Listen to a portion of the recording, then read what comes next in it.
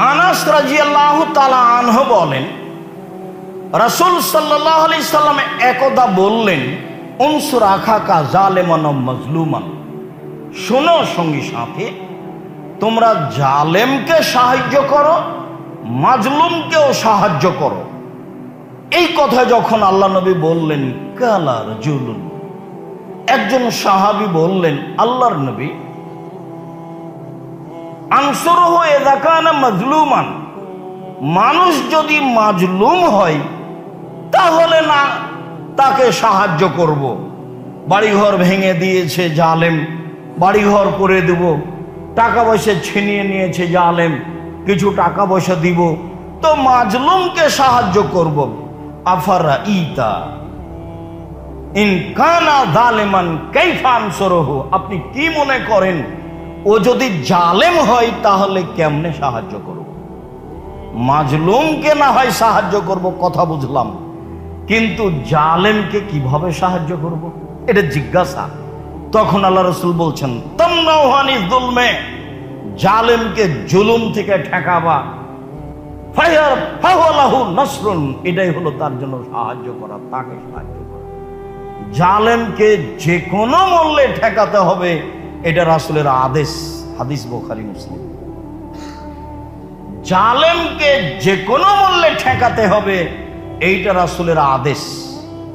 যেভাবে পথ, যেভাবে সহজ, জুলুম মহাপাপ। জাবের রাদিয়াল্লাহু তাআলা আনহু বলেন, রাসূল সাল্লাল্লাহু আলাইহি ওয়াসাল্লাম বলেছেন, ফাত্তাকু যুলমা ফাইন্না যুলমা যুলুমাতুন, পৃথিবীর মানুষ জুলুম থেকে বেঁচে থাকো, জুলুমের ফলাফল অন্ধকার। ইহকালেও হতে পারে, পরকালেও হতে পারে। জুলুমের ফলাফল অন্ধকার, এটা কি? জুলুমের ফলাফল অন্ধকার বলে আল্লাহর নবী চুপ থাকলেন। তার মানে অন্ধকারে যেমন পথ দেখা যায় না, যখন আল্লাহ জালেমকে ধরবেন তখন তার বের হয়ে যাওয়ার পথ থাকবে না। তার নাম হলো জুলুমের ফলাফল অন্ধকার। অন্ধকারে তো চলা যায় না। আল্লাহ নবী কেন বললেন যে জুলুমের ফলাফল হলো অন্ধকার? তার মানে কি? অন্ধকারে হাঁটা যায় না। জালেম যেদিন ধরা পড়বে সেদিন পালিয়ে যাওয়ার পথ পাবে না। দেখে তো পথে চলা লাগে, তো পথই তো নাই, তো চলবে কি দিয়ে?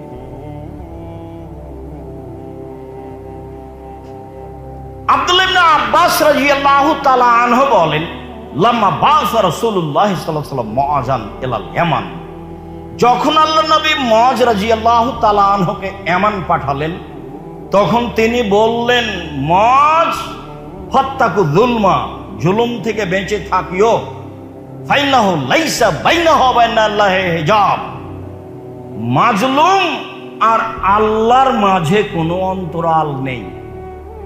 মাজলুম যা বলবে তোমার বিরুদ্ধে তাই হয়ে যাবে। অতএব জুলুম থেকে বেঁচে থেকো। মুআয ইবনে জাবাল।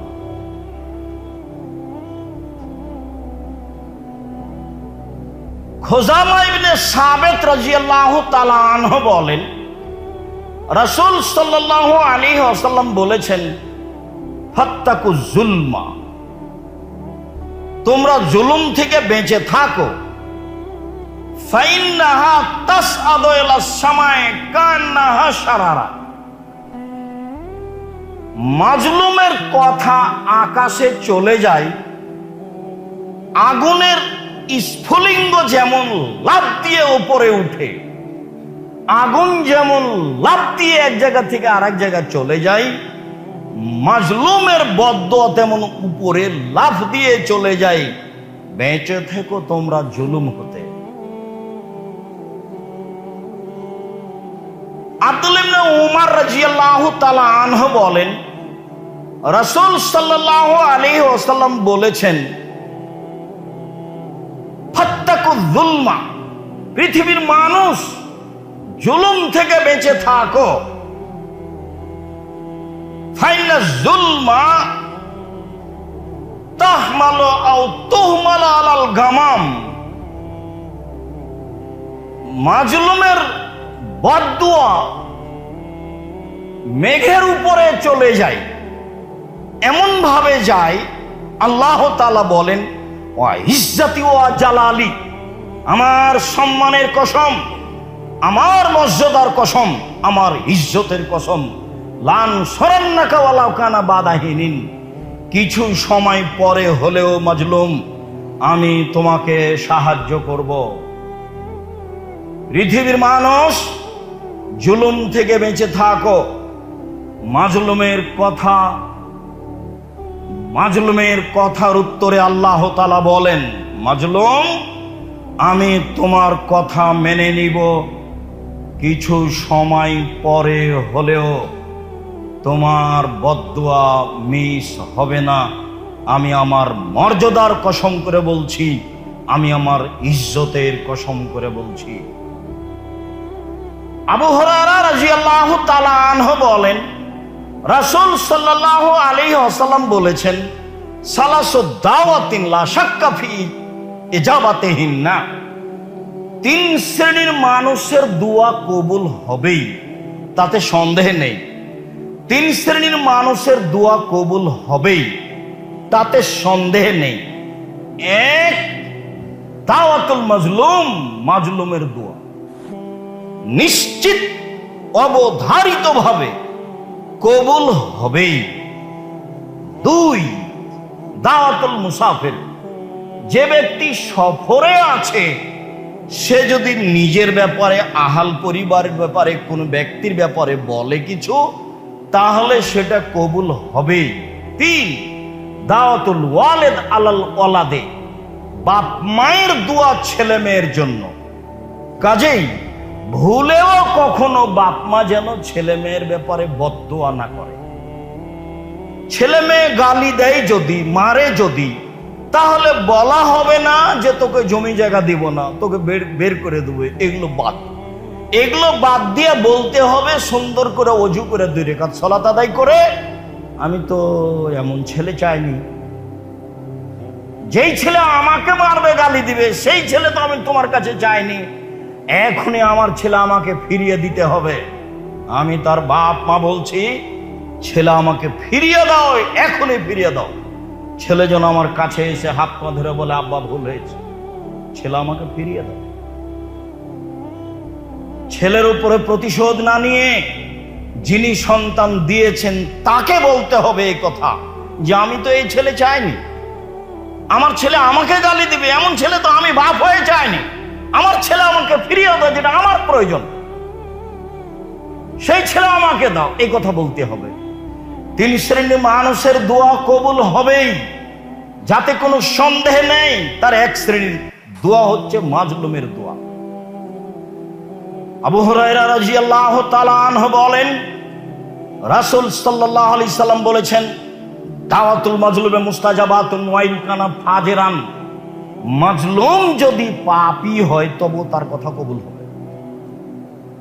মাজলুম যদি পাপাচার হয়, গুনাহগার হয়, এর পরেও যেটা বলবে সেটাই কবুল হবে। এই কথা আল্লাহর নবী বলেন। আনাস রাদিয়াল্লাহু তাআলা আনহু বলেন, রাসূল সাল্লাল্লাহু আলাইহি সাল্লাম বলেছেন, দাওয়াতুল মাজলুমে মুস্তাজাবাতুন ওয়া ইন কানা কাফিরান, মাজলুমের দোয়া কবুল হবে, মাজলুম যদি কাফের হয়, হিন্দু হয় তবু। নেন এবার কথা তো নিচে যেতেই থাকলো। মাজলুম যে কেউই হোক না কেন, যার নাম মানুষ, হিন্দু, মুসলমান, বৌদ্ধ, খ্রিস্টান, সে যেই হোক না কেন, মাজলুম যেটাই বলবে সেটাই গ্রহণ হবে। এই কথা মুহাম্মদ সাল্লাল্লাহু আলাইহি সাল্লাম বলেন। বিষয়টি খুব বুঝে বাকি জীবন বেঁচে থাকার চেষ্টা করব। আল্লাহ তুমি কবুল করো, আল্লাহুম্মা আমিন।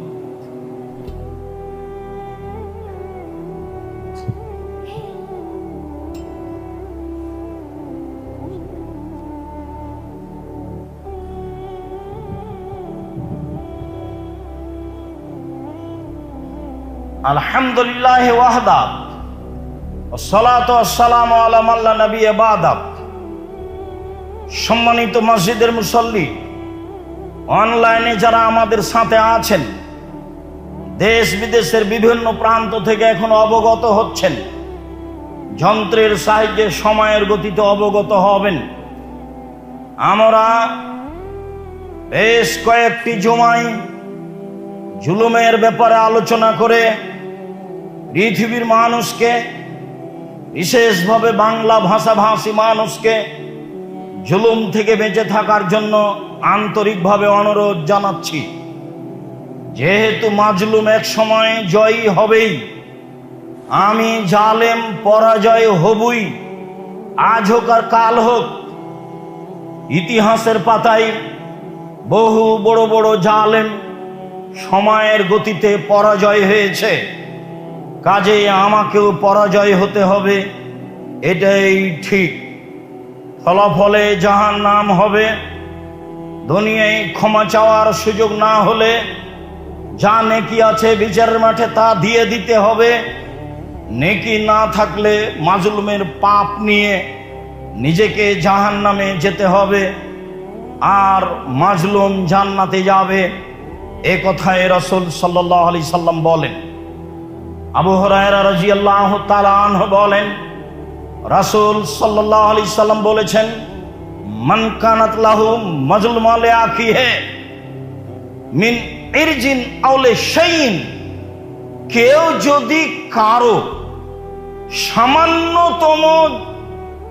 যদি কারো উপরে সামান্যতম জুলুম করে থাকে, সেটা আর্থিক হোক, সেটা মান সম্মানের হোক, সেটা অর্থের ব্যাপারে সম্পদের ব্যাপারে হোক, সেটা মান সম্মানের ব্যাপারে হোক, ফালিয়াতাহাল্লালহু মিনহুল ইয়াওমা, আজই যেন সমাধান করে নেয়। আজকেই, এভাবে আল্লাহ নবী বলছেন, আজকেই যেন সমাধান করে নেয়।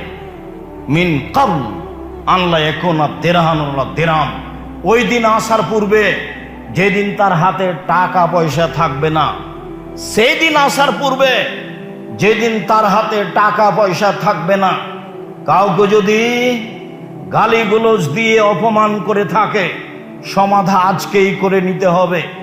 বড় ভাই অন্যায় করেছে, এ কথাই ঠিক, কয়েক মাস থেকে কথা বন্ধ আছে, এ কথাও ঠিক। ছোট ভাইকে হাত ধরে ক্ষমা নিতে হবে, এটাই শরীয়ত। বড় যা বুঝেন কিনা, 3-4 ভাইয়ের বউ, তারা আপোষে যাও। বড় জায়ের অন্যায়ের কারণে কথা বন্ধ হয়েছে, কথাই ঠিক। ছোট যাকে বড় জায়ের হাত ধরে ক্ষমা নিতে হবে, কথাও ঠিক, এটাই শরীয়ত। আজকেই সূর্য ডুবার পূর্বে ক্ষমা নিতে হবে, এই কথা মুহাম্মদ সাল্লাল্লাহু আলাইহি সাল্লাম বলেন। এখনই নিতে হবে, সেই দিন আসার পূর্বে যেদিন মানুষের হাতে টাকা পয়সা থাকবে না, জুলুম বড় বিপদ। ফাইন কানা লাহু আমালুন সালেহ, যদি জালেমের কিছু নেকি থাকে, নেকি তো করতেই পারে, তো ওখে যা বেকাদরে মাজলেমাতিহি মিনহু, তার জুলুম অনুযায়ী নেকি নিয়ে নেওয়া হবে, দিয়ে মাজলুমকে দিয়ে দেওয়া হবে। ফাইন কানাত লাহুম হাসানা, ফাইন কানাত লাহুম হাসানা, যদি জালেমের নেকি না থাকে তাহলে কি হবে? নেকি থাকলে না হয় নিয়ে নেওয়া হবে, যদি নেকি নাই তাহলে কি হবে? তখন রাসূল সাল্লাল্লাহু আলাইহি সাল্লাম বলছেন, ওকে জামিন সাহেবিহি, তাহলে যার উপরে জুলুম করেছে, মাজলুমের পাপ আছে, সেই পাপ নিয়ে এর উপরে চাপিয়ে দেওয়া হবে জালেমের উপরে। মাজলুম হবে পাপ মুক্ত, আর জালেমের হবে পাপ বেশি। জালেম বেশি পাপ নিয়ে জাহান্নামে যাবে, আর মাজলুম পাপ শূন্য হয়ে জান্নাতে যাবে। হাদিস বুখারী মুসলিম, এভাবে রাসূল সাল্লাল্লাহু আলাইহি সাল্লাম বিচার করেছেন, ফয়সালা দিয়ে গেছেন। চলেন দেখি পৃথিবীর ইতিহাসে 2-1টা জুলুম দেখি। জুলুম করেছিল নূহ আলাইহিস সালামের সম্প্রদায়। বিভিন্ন পর্যায়ে জুলুম করলে নিরুপায় হয়ে একদা নূহ আলাইহিস সালাম বললেন, রব্বি লা তাজার, তুমি ছেড়ো না মিনাল কাফিরিনা দাইয়ারা লা তাজার ফিল আরদে মিনাল কা। আমি নূহ বলছি, আমার সম্প্রদায় অত্যাচার করেছে, তুমি এদের ধ্বংস করে দাও, একটা পরিবারও ছেড়ো না। এই কথা বলার পরে আল্লাহ বলছেন নূহ আলাইহিস সালামের কথা, ওয়ালা ইয়ালিদু ইল্লা ফাজারান কাফারা ইল্লা ফাজরান কাফারা। নিশ্চয় একটা লোক যদি তুমি ছেড়ে দাও তো ও নিজে শয়তান, ও যত জন্ম দিবে সবাই হবে শয়তান। অতএব মাটির উপরে একটা পরিবারও তুমি রেখো না, সবকে ধ্বংস করে দাও, সবাই জালেম। এই কথা যখন হলো তখন আল্লাহ বললেন, ঠিক আছে, কথা মেনে নিলাম, নৌকা তৈরি করো। নৌকা হয়ে গেলে তিনি বললেন, ইরকাবু ফিহা, যারা আমার সাথে আছো তারা সবাই নৌকাতে উঠো এবং প্রত্যেক প্রাণী হতে এক জোড়া করে নিয়ে নাও। এই কথা বলার পরে তিনি বলছেন, বিসমিল্লাহি মাজরিহা ওয়া মুরসাহা ইন্না রাব্বি লাগাফুরুর রহিম। নিশ্চয় এই নৌকার চলা, এই নৌকার থেমে যাওয়া আমার প্রতিপালকের আদেশে হয়ে থাকে। অতএব তিনি বড় ক্ষমাশীল, তিনি বড় দয়াশীল। এই কথা বলার পরে তিনি ছেলেকে বলছেন, বুনাইয়া ইরকাব মানা ওয়ালা তাকুন মাল কাফিরিন। কেনান, তুমি আমার ছেলে, তুমি আমার সাথে নৌকায় উঠে যাও। কেনান বলল, সাবিয়েলা জাবালিন ইয়াসিমুনিল মিনাল মায়ে, জি না, আমি আপনার নৌকায় উঠবো না। এই যে পাশে অনেক উঁচু পাহাড় দেখছেন, এই পাহাড় আমাকে রক্ষা করবে। নূহ আলাইহিস সালাম বললেন, লা সামাল ইয়াউমা মিন আমরিল্লাহ, আল্লাহর গজব থেকে আজকে বাঁচার কারো কোনো পথ নেই, সবাই ধ্বংস হবে। সবাই ধ্বংস হয়ে গেল। জুলুম করে টিকা যায় না বেশি দিন, এক পর্যায়ে ধ্বংস হয়ে যায়, এ কথাই ঠিক, যা ইতিহাস আর পাতাতে বহু হয়েছে। লূত আলাইহিস সালামের সম্প্রদায় জুলুম করেছিল। অনেক জুলুমের একটা জুলুম ছিল, তারা জেনা করত পুরুষে পুরুষেই। আল্লাহ তাআলা বলেন, জালনা আলিহা সাফেলাহা, আমি ওদের নিচের মাটিকে উপরে করে দিলাম আর উপরের মাটিকে নিচে করে দিলাম। শুধু তাই নয়, ওয়ামতারনা আলাইহা হেজারাতাম মিন সিজিলিন মিন মানজুদ, আমি চিহ্নিত পাথর, পাথরের গায়ে লেখা ছিল যার নাম পাথর তারই গায়ের উপরে পড়বে, আমি পাথরের বৃষ্টি বর্ষণ করলাম। আমি লূত আলাইহিস সালামের সম্প্রদায়কে পাথরের বৃষ্টি বর্ষণ করে ধ্বংস করে দিলাম। রক্ষা পায়নি কেউ। মহান আল্লাহ বলেন, মিনহুম মান আরসালনা আলাইহা হাসেবা, আমি বহু লোককে পাথর বর্ষণ করে ধ্বংস করেছি।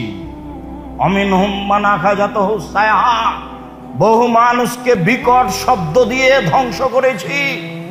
অমিনহুম মান খাসাফনা বিহিল আরজা, বহু মানুষকে আমি মাটিতে ধসিয়ে দিয়ে ধ্বংস করেছি। অমিনহুম মান আখাজনা অমিনহুম মান আগরাকনাল আরজা, অনেককে আমি পানিতে ডুবিয়ে দিয়ে ধ্বংস করেছি। চলেন দেখি ধারাবাহিকভাবে আরো দিয়ে একটি ধ্বংস। মহান আল্লাহ বলেন,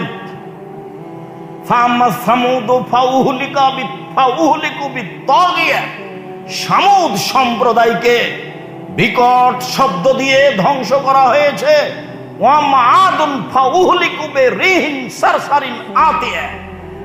আর আদ সম্প্রদায়কে বিকট শব্দের অতীব ঠান্ডা ঝঞ্ঝা বায়ু দিয়ে ধ্বংস করা হয়েছে। আয়েশা রাদিয়াল্লাহু তাআলা আনহা বলেন, যখনই আকাশে মেঘ উঠত তখনই আল্লাহর নবীর গতিবিধি ছিল, ঘরে ঢুকতেন বাইরে আসতেন, ঘরে ঢুকতেন বাইরে আসতেন। তাগাইয়ারা ওয়াজহুহু, মুখটা বিবর্ণ হয়ে যেত। আমি বলতাম, কি ব্যাপার? বৃষ্টি হচ্ছে মানুষের কল্যাণ, আর বৃষ্টি দেখলে আপনি এমন করেন কেন? মুখখান বিবর্ণ হয়ে যায়, একবার ঘরে ঢোকেন একবার ভিতরে আসেন। তখন আল্লাহর নবী বলেছিলেন, আয়েশা তুমি জানো না, নুসের তো আমাকে সাহায্য করা হয়েছে পূর্ব দিকের বাতাস দিয়ে, ওয়াউহলিকাত আদুন বিদ্দাবুরে, পশ্চিম দিকের বাতাস ঝঞ্ঝাবায়ু দিয়ে আদ সম্প্রদায়কে ধ্বংস করা হয়েছে। যখনই আকাশে মেঘ উঠে তখন আমার ভিতরে সব সময় আশঙ্কা কাজ করে, না জানি এইটা বৃষ্টি নয়, এইটা হয়তো বা গজব। আদ সম্প্রদায়ও বলেছিল এই তো বৃষ্টি আমাদের সামনে আসছে, এখন বৃষ্টি হবে। তারা তো বৃষ্টি দেখেছিল, বৃষ্টির কথা বলেছিল, আসলে তা বৃষ্টি ছিল না, তা ছিল বাতাস। মনে রাখা ভালো হবে, আল্লাহ তাআলা ফেরেশতা দিয়ে এই সব কাজ করেন। পানি কোথায় হবে, কিভাবে হবে, তা ফেরেশতার পরিচালনায় হয়ে থাকে। নূহ আলাইহিস সালামকে যে পানি দিয়ে ধ্বংস করেছিলেন, সেই পানি ফেরেশতার অধীনে ছিল না, তা ছিল আল্লাহর আদেশে। আদ সম্প্রদায়কে যেভাবে ধ্বংস করা হয়েছিল ঝঞ্ঝাবায়ু বাতাস দিয়ে, তা ফেরেশতার অধীনে ছিল না, তা ছিল আল্লাহর আদেশে। কত জোরে বাতাস ছিল তা মানুষ জানে না। তা ছিল 7 দিন 8 রাত হসুমান ধারাবাহিকভাবে চলতেই থেকেছে। পাহাড়, বাড়ি ঘর, গাছপালা সবকিছু কেটে চলে গেছে যেখান দিয়ে গেছে। তা ছিল ভিন্ন ধরনের বাতাস। আকাশে বাতাস উঠলেই আয়েশা আমি আশঙ্কা করি, আকাশে মেঘ উঠলেই আমি আশঙ্কা করি, আমি তো বলছি মেঘ, আসলেই কি মেঘ? আদ সম্প্রদায় বলেছিল মেঘ, আসলে তা মেঘ ছিল না।